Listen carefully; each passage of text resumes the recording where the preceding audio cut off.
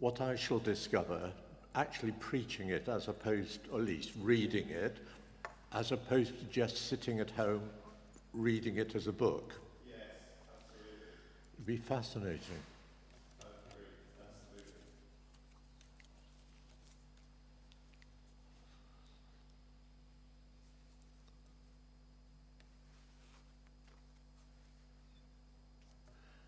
Okay.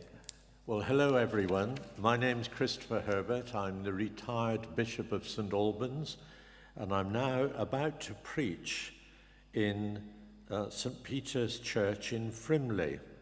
And I'm doing that because it was here in October 1826 that Henry Austin, Jane Austen's brother, preached this very same sermon.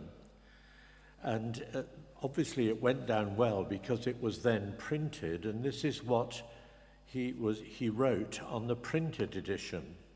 So he wrote, "To the Reverend J.B.S. Carwithen, Bachelor of Divinity, and the congregation assembled at the opening of Frimley Church. My dear friends, the following discourse is published as it was delivered at your request.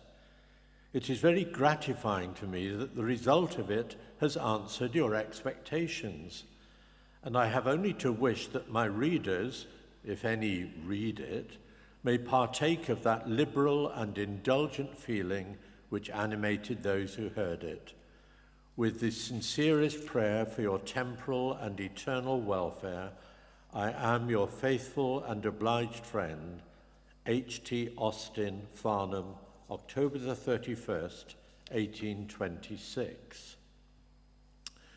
So this is now the sermon.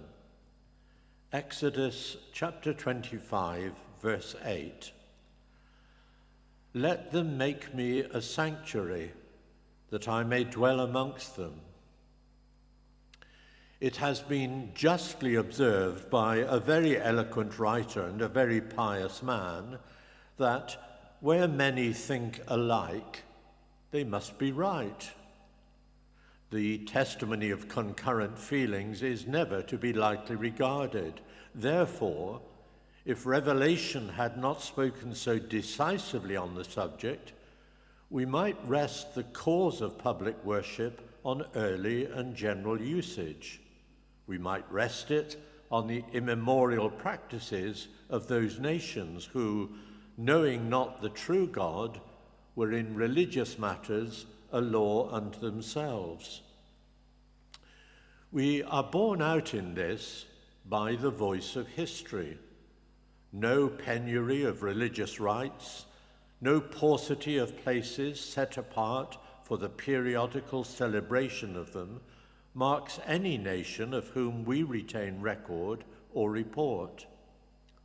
Scripture, the best authority, even on points of narrative, tells us that the great and crying Zion of the elder times was not atheism, but idolatry. I need to stop there because it's a misprint, Kevin.